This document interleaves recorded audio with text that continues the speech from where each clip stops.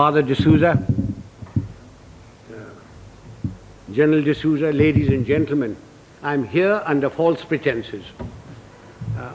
I must be the only one here who has never been into a college.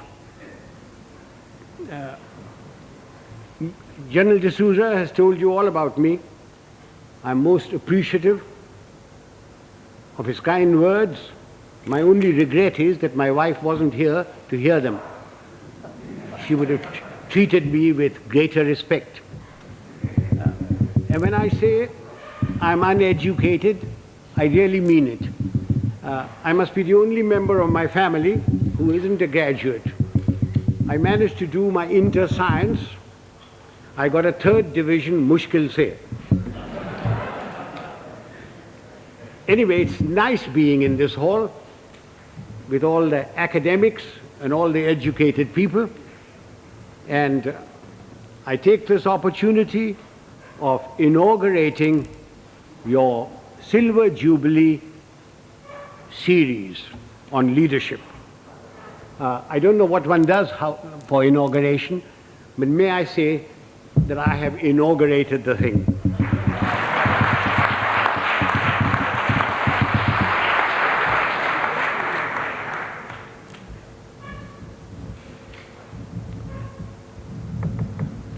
For a long time,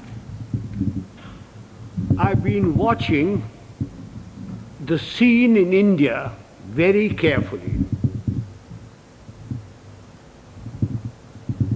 Wherever I go, whenever I pick up a newspaper, I find there are shortages.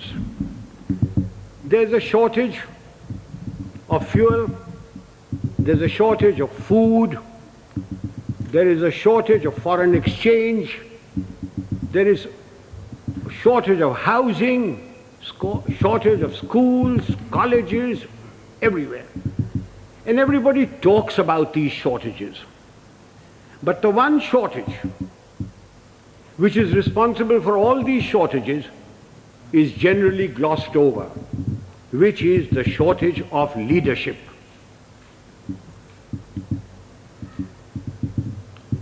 Father, don't misunderstand me, and gentlemen of the press, please don't misquote me, which you are always capable of doing and which you continue doing.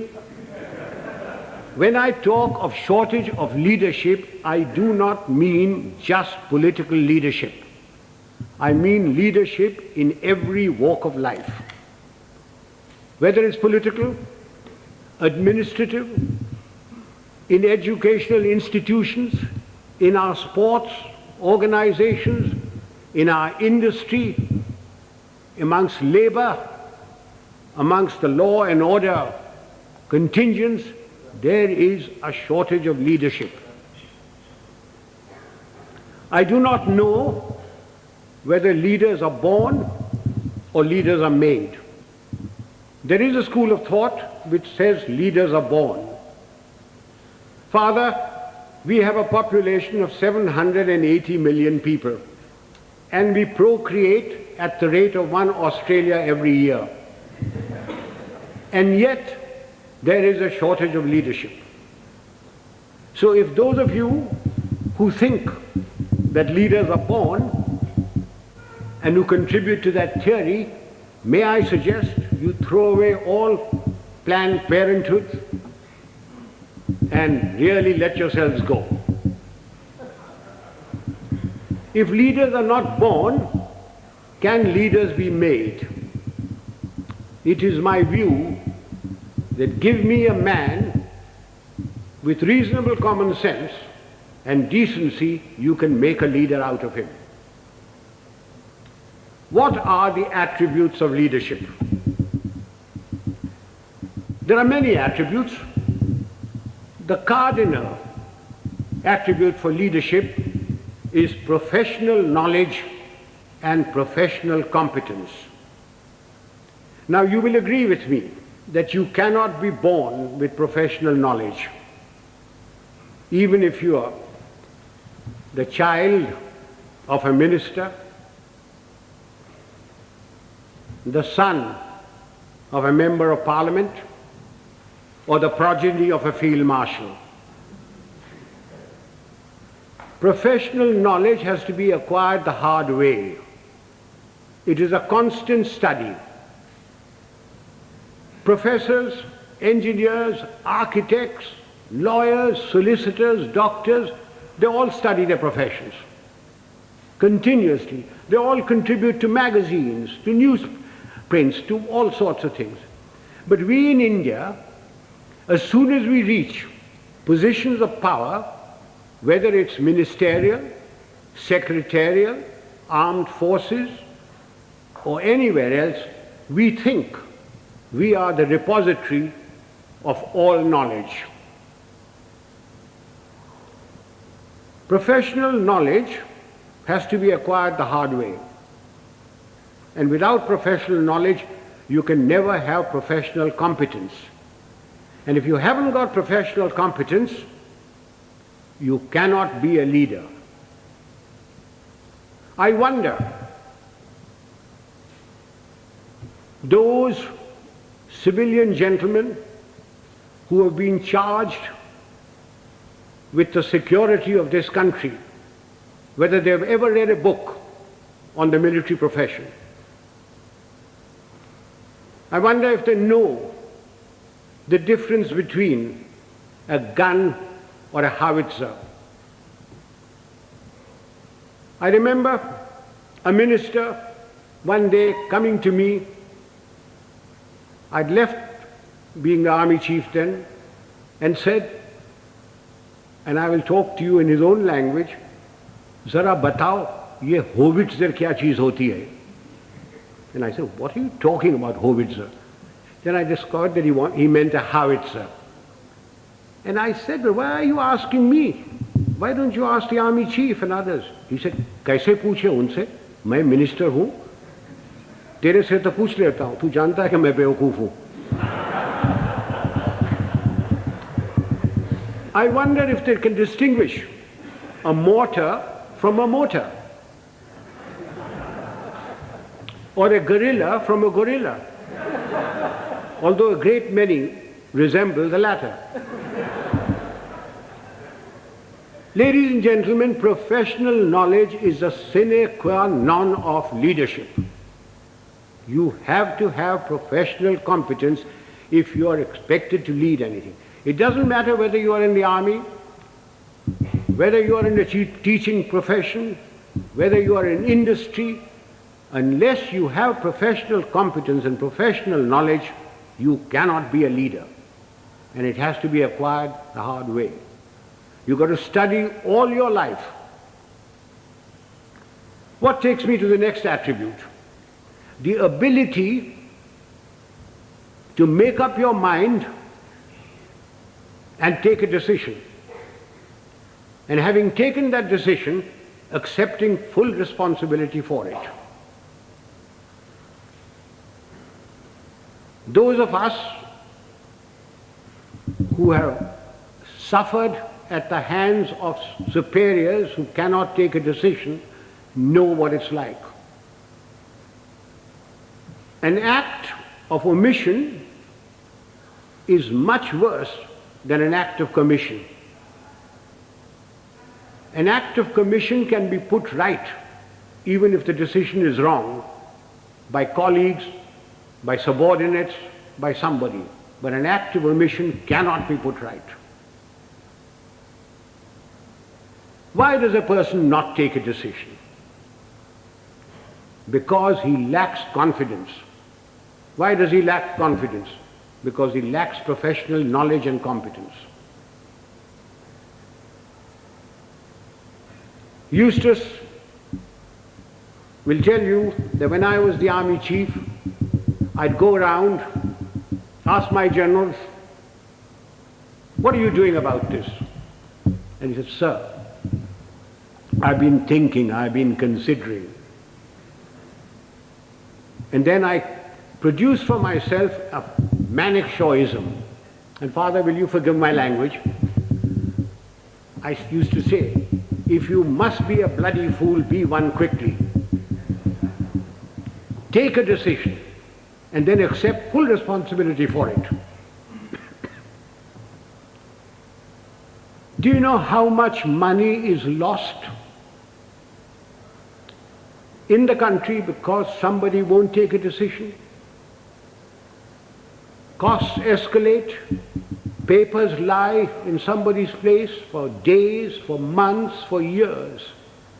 And when they finally take a decision, the cost of a project, the cost of something has gone up tenfold. Who suffers? We, the people of India, suffer. So that's the second requisite for leadership. The ability to make up one's mind, take a decision, and then stand by it. Don't pass the buck on to your subordinate. It's your decision. What comes next? Absolute justice and impartiality. Those of us who have dealt with masses of men, and I've dealt with over 1 million men in my time, know the value of this. Absolute justice and impartiality. No man likes being punished, and yet men will accept punishment if they know that everybody who commits that sort of a crime gets the same sort of punishment. They will take it stoically. They may not like it, they may not like you, but they will respect you. No man likes being superseded, and yet people will accept supersession if they know that it's been done fairly and they've been superseded by somebody who's better than them. But not because he happens to be a minister's son or related to Father D'Souza or the field marshal's wife's current boyfriend. Men will accept supersession. They may not like it, but they will do it. Now, ladies and gentlemen, this is very, very important in our country. We have tremendous pressures. We have large families. We have fathers, mothers, uncles, aunts, nephews, nieces, their fathers, mothers, etc. We have pressures from them. We have pressures from members of parliament. We have pressures from all sorts of people. And we lack the courage to withstand that pressure. This is very important for us in India. And that takes me to the next attribute: moral and physical courage. I do not know which is more important, moral courage or physical courage. Were I talking to a lot of soldiers, I would lay emphasis on physical courage. But since I'm only talking to a handful of soldiers, and mostly civilians, I will lay emphasis on moral courage. What is moral courage? Moral courage is the ability to distinguish right from wrong. And having distinguished that, you must have the courage to stand up and say your piece, irrespective of what your superior thinks, irrespective of your colleagues, irrespective of your subordinates. You must have the courage to say so. A yes man is a horrible man. He must be shunned. He is a disgrace. He may rise very high. He may become a minister. He may become a field marshal. But he will never, never become a leader. He will be used by his superiors. He will be disliked by his colleagues, and his subordinates have no respect for them. Moral courage is essential. Now, since you wanted to know some examples of moral courage from my past. I will give you a little story. In 1970, when General Yahya Khan put all the pressure on East Pakistan as it was then, and refugees started coming to India, there was a cabinet meeting. I remember the date very well, 28th of April. I was summoned. I had a very strong Prime Minister and Mrs. Gandhi, who ranted and raved at me, said, "What are you doing about it? I've got so many refugees. The Chief Minister of Bengal has just sent me a telegram. The Chief Minister of Tripura has done this. The Chief Minister of Assam is writing that there are more Bengalis there than their own population. What are you doing about it?" And I said, "Nothing. Got nothing to do with me." And she said, "I want you to go in and take action." And I said, "Do you know what that means, Prime Minister?" And she said, "No." I said, "It means war." And she said, "I don't mind if there's war." So I said, "May I please quote from the Bible, the first book, the first chapter, the first verse? God said, 'Let there be light,' and there was light. And you say, 'Let there be war,' there be war. Are you ready?" I'm not ready. I'm not prepared. It is not the right time to go in. The monsoon will break very shortly, and the whole of East Pakistan will be a swamp. I will not be able to operate. The Air Force will not be able to operate. April is a month when we glean the harvest. And the Agriculture Minister was Mr. Fakhruddin Ali Ahmed. And I said, "I will require every railway wagon, I will require every train, I will require all the road space to move my troops. And you will not be able to move your harvest. And then if there is a famine, don't blame me." And I said, the passes in the Himalayas start opening now, the snow melts. And then if the Chinese give us an ultimatum, I will have to fight on two fronts. And then the External Affairs Minister, a Khalsa, Sardar Swaran Singh, said, "Do you think China will give ultimatum?" And I said, "You are the foreign minister, you tell me." And then my own minister, Jagjeevan Ram, who couldn't call me Sam, who used to call me Sham.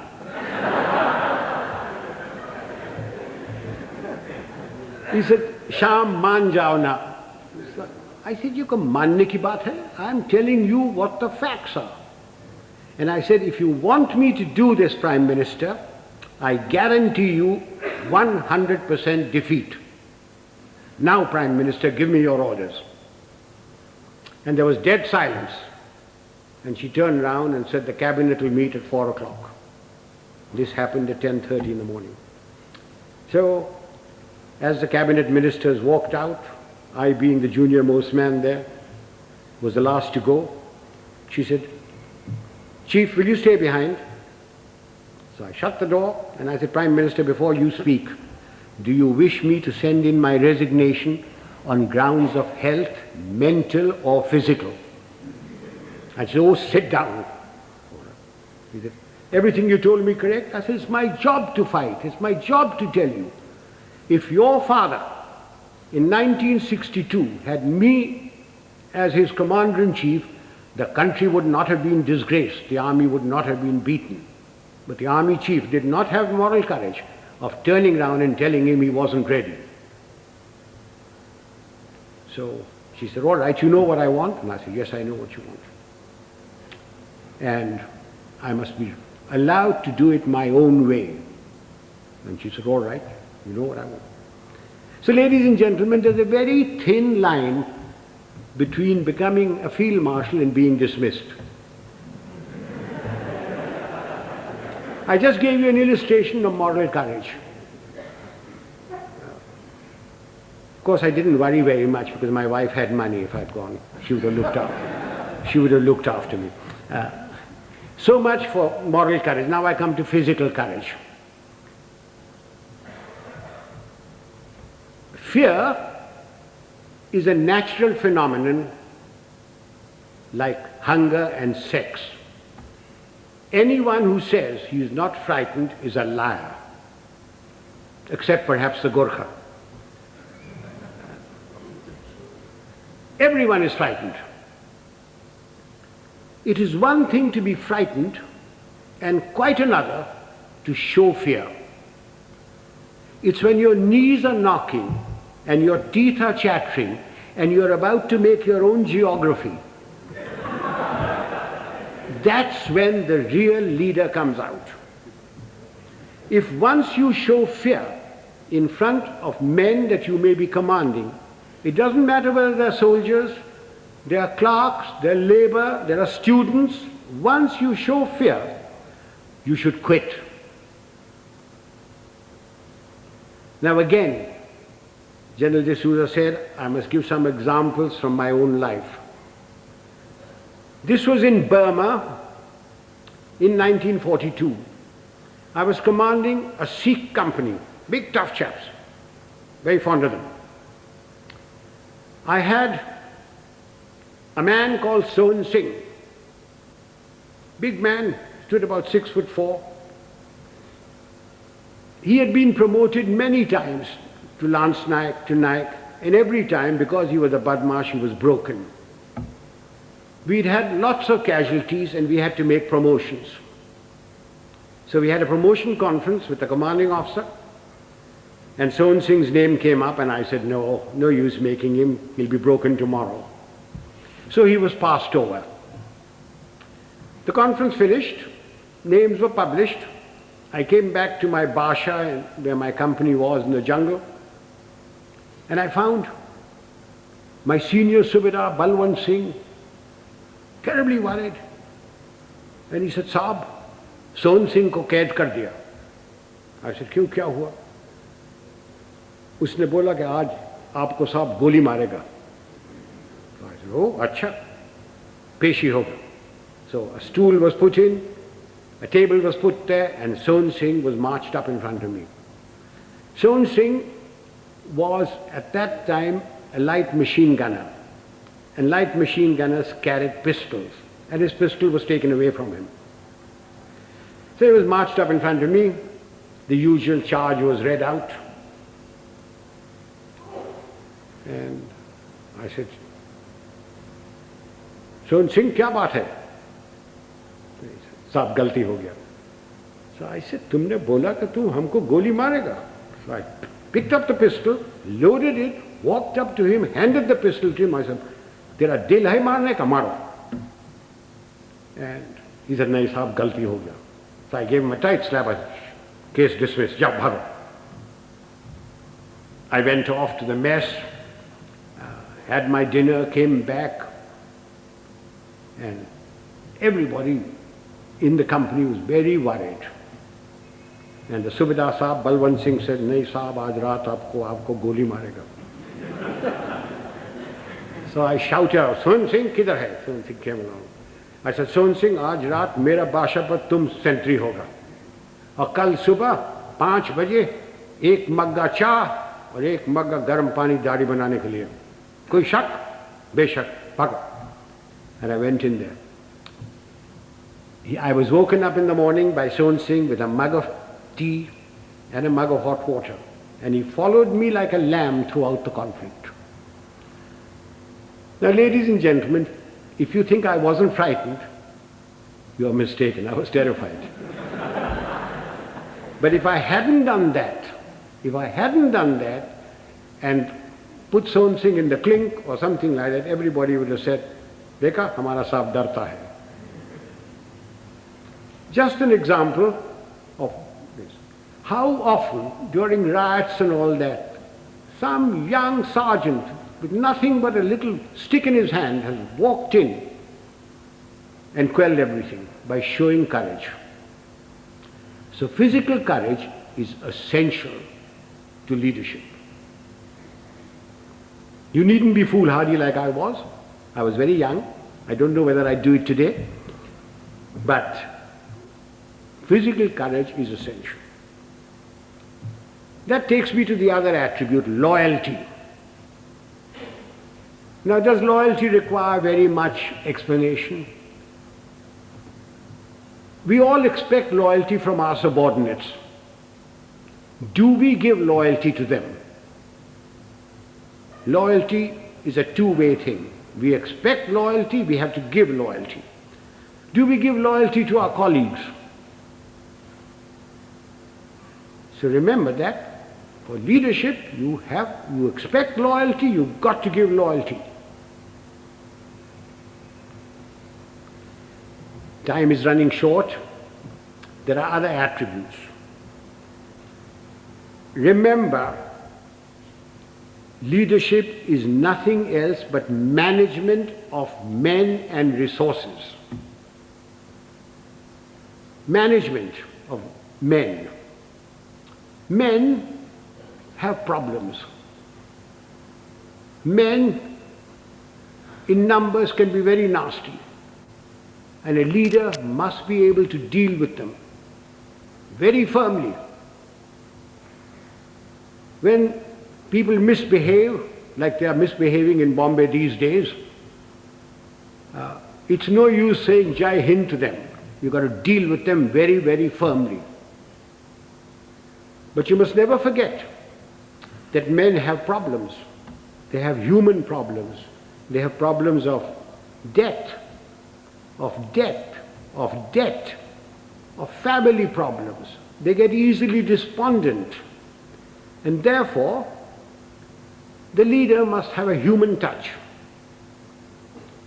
He must have a sense of humor to get them out of their despondency.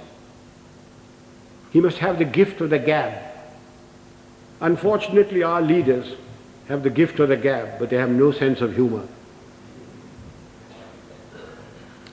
Further, men and women, generally speaking, like their leader to be a bit of a man, a bit of a lad. Take examples from history. Julius Caesar. Julius Caesar, you will agree, he was a great leader. When he came to Rome, the senators used to lock up their wives. Take Napoleon. He had his Josephine and Marie Antoinette and Georgette and Paulette and any number of things. And you will agree he was a great leader. Take the Duke of Wellington. The night before the Battle of Waterloo, in his chambers there were more women of luscious proportions than staff officers. And he was a great leader. Do you know, sir, a thought has just struck me. All these three people that I've talked about had one thing in common. They all had long noses.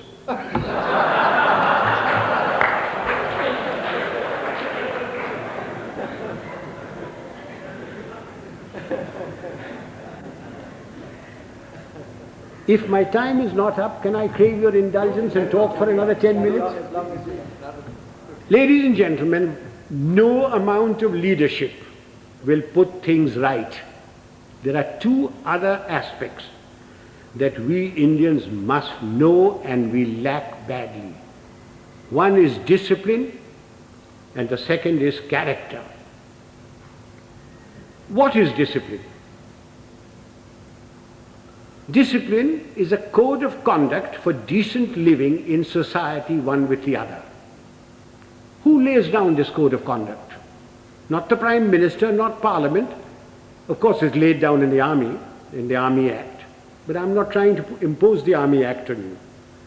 This code of conduct has come to us from father to son, from mother to daughter, from times immemorial. It's in the Bible, it's in the Gita, it's in the words of Nanak, in the sayings of Muhammad and Buddha. It's all come down. It's been refined as cultures have changed. Again, let me illustrate this by example.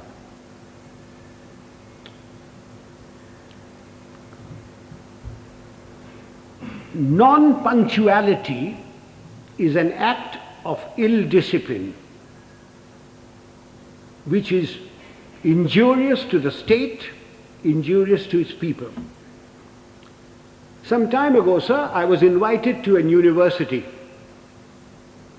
as also my wife, unlike today.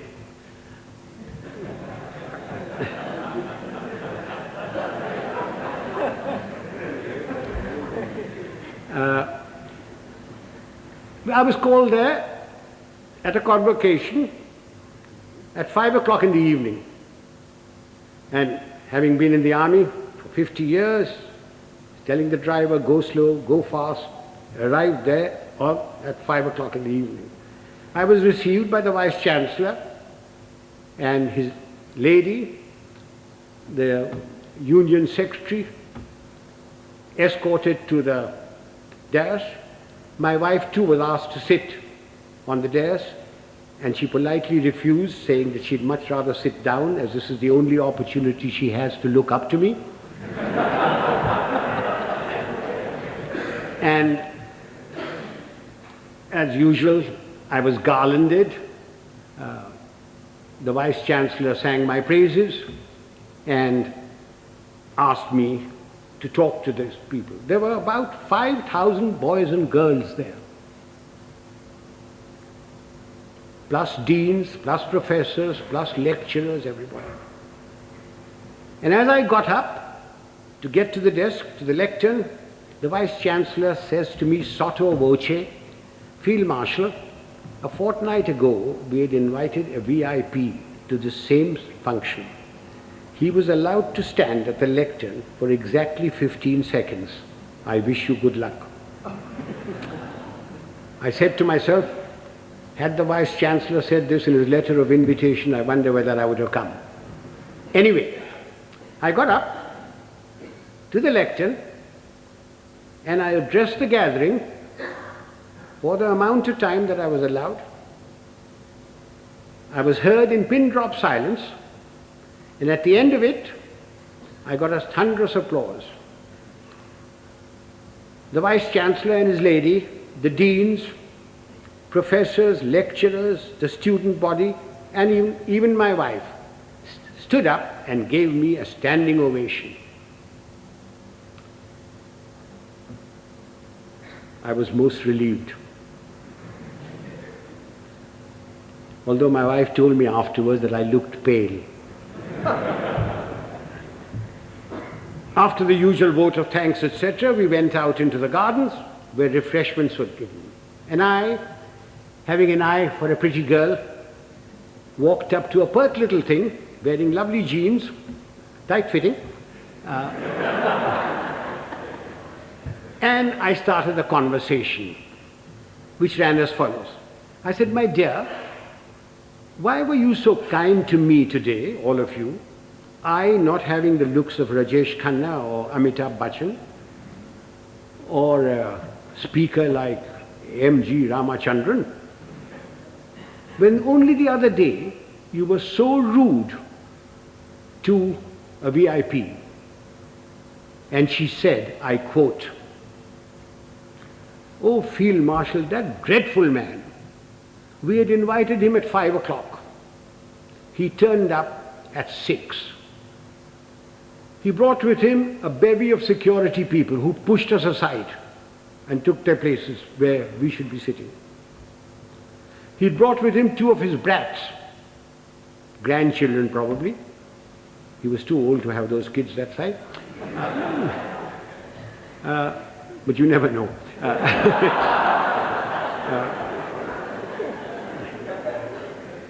He was received by the Vice Chancellor and lady. He was the Union President garlanded him, and he demanded garlands for his 2 brats. The Union President, being very flexible, diverted the garlands for the Vice Chancellor and his lady to these brats. And then the Vice Chancellor sang his praises, saying how fortunate we were that he had come here, that he has done so much for the country, And all the while, this man sat there. He had come unwashed, unshaven, wearing a dhoti, exposing 4/5 of his legs, scratching away. And the Vice-Chancellor said that the worthy had been to jail. When he said that, the girl said, I almost shouted he should be there now. Then the Vice-Chancellor asked him to go to the lectern and to talk to us. So he picked up the lemonade or limca or whatever was there, which belonged to his female offspring, and took a sip, which started a howl. When that subsided, the worthy came to the lectern and said, friends and well-wishers, I have not had time to prepare my speech, but my secretary has written something for me, and he produced a whole heap of paper. He said, without any premeditation, without any thought, we made a stay, very short. I unquote. Sir, I thank my lucky stars that 50 years in the army had made me come on time, that I'd been brought up to shave in the morning and shave in the evening if there was a function, that I had a lounge suit on, and although I have very nice legs, I didn't expose them, that I didn't suffer from itch or eczema to indulge in the scratching of the unmentionable.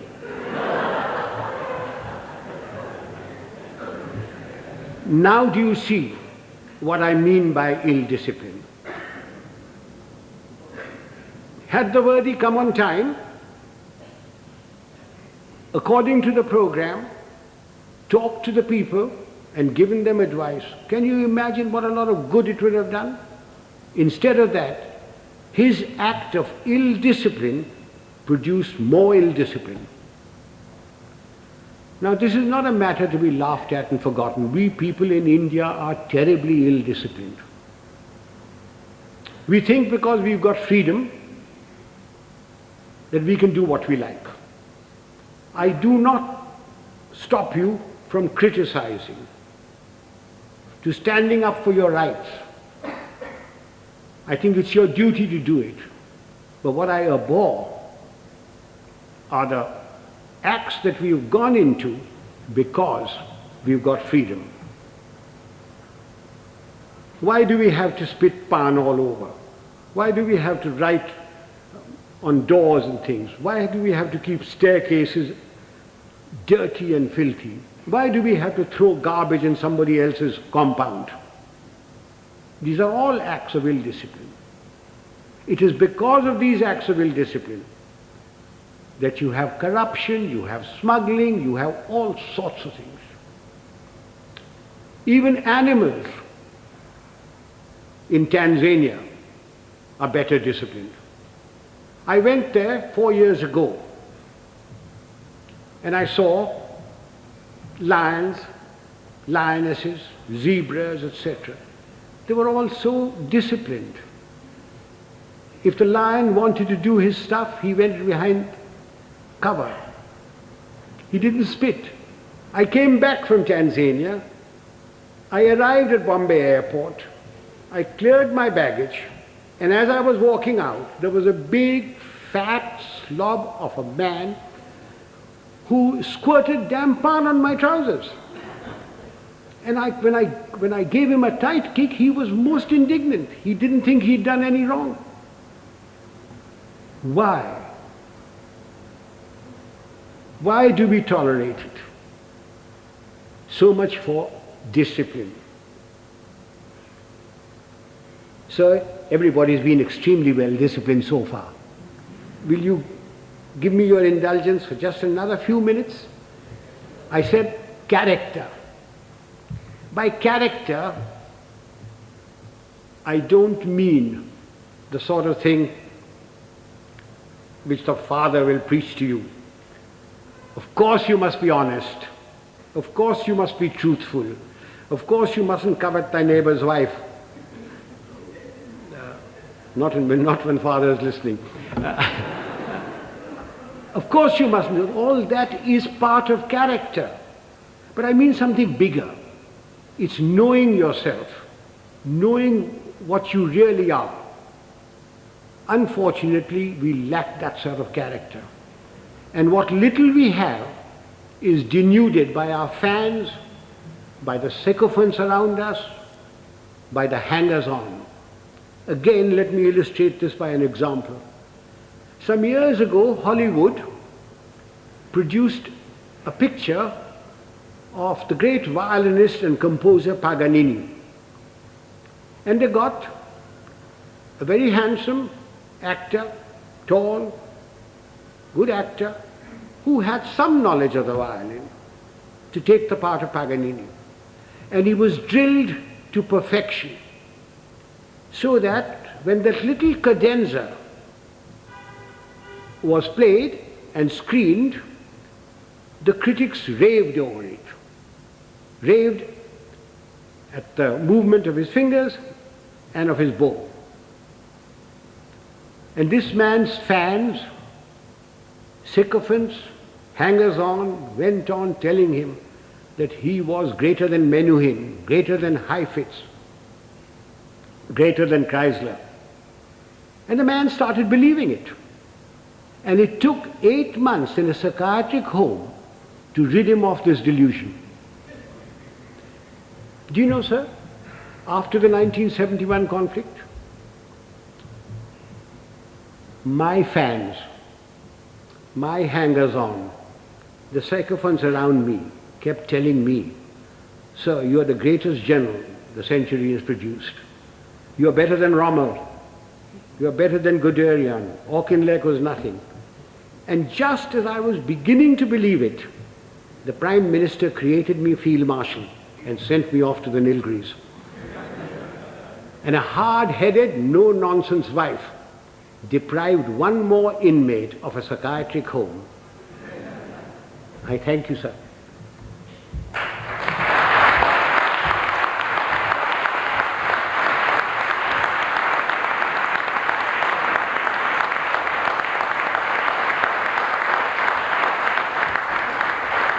Ladies and gentlemen, I'm at your mercy. You can ask me any question you like, personal, pertinent, or impertinent. I'm getting deaf, so you'll have to come nearer me. Punctuality is very essential for this engagement was announced at 6:30. You're quite right, sir. I was ready. I was told I was going to be picked up at 6 o'clock. I was ready, waiting. In fact, the people who organized the function came up to me. Just came out of my bath and said, "General D'Souza says, please do not come before 6:45. So will you hang around till 6:30 and then we'll bring you here." Not my fault. I was there absolutely on time. Please blame General D'Souza. And he had a reason that everybody works till 6 o'clock. Traffic is also there, and therefore he decided it was going to be 6:45. I would like to add that We got to go into East Pakistan. None. Militarily. You cannot go into anybody's country. But we had 9 million refugees. We, in our own country, are starving. We don't have enough clothes, we don't have enough medical attention, we don't have enough food, we don't have enough schooling. But we had 9 million people, through no fault of our own. The Prime Minister of India, went around the whole world telling everybody that I have nothing against Pakistan. In fact, I want Pakistan to be strong. What crime have we committed that we should have 9 million people of somebody else's country in my country? You Americans, if 2 Indians go there, you kick up a row. You, the French, won't accept anybody coming in. The British don't. Why are you asking me to keep 9 million men? Yahya Khan is your friend, not mine. Please persuade him to take these people back or create conditions so that they go back. If you don't, then I shall have no recourse but to ask, I was a general then, General Manekshaw to create those conditions. Now, we had no intention, no desire to go there. All we wanted was these people to go back. And they would never go back so long as the Pakistan army was doing what it was in East Pakistan. I certainly spoke about it. I understood the problem as a soldier and also as an Indian.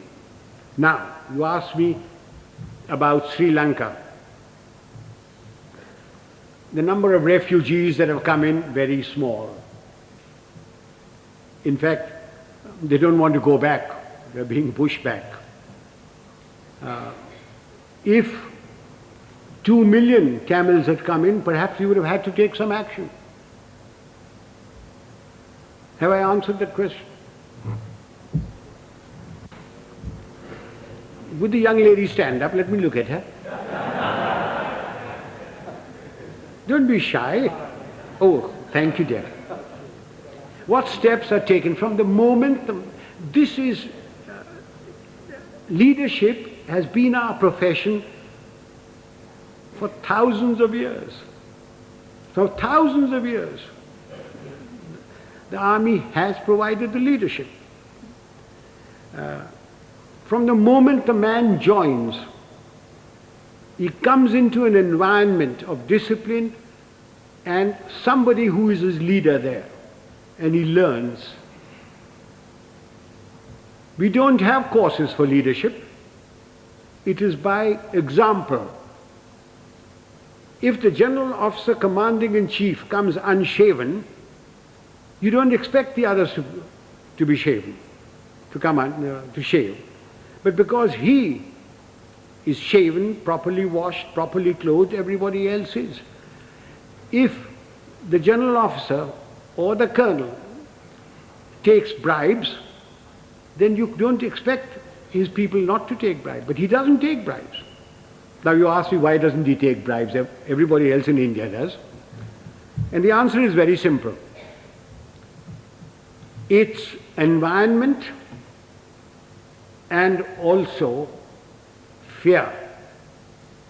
If I gave an order and one man disobeyed it, he could be tried by court-martial and given 2 years imprisonment.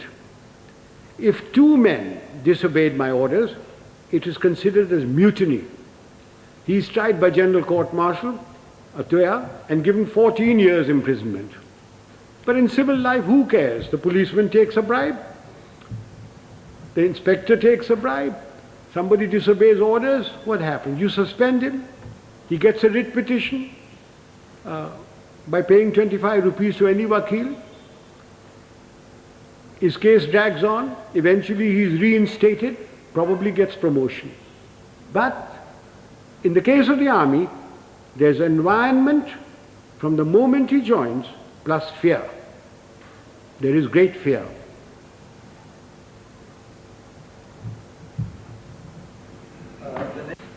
We Indians are alleged or supposed to be very religious people. If you read your own religious book, whether it be the Bible or the Gita or the Granth Sahib or the Quran, you automatically have discipline, self-discipline. From your childhood, if your parents are doing their duty, you get discipline into you. If you have any pride in yourself, you have discipline in you. So, talking of self-discipline, there it is. The Roman Catholic Church has done a great deal, for bringing discipline into the world. It has erred at times, but it has done a great deal for bringing self-discipline. One of the things is the confession. that has brought a great deal of self-discipline in people. You can confess to yourself. When you go to bed at night, when you say your prayers, confess to yourself what wrong you have done. Otherwise, I can't give you any answer for self-discipline. Yes, sir. As Yes.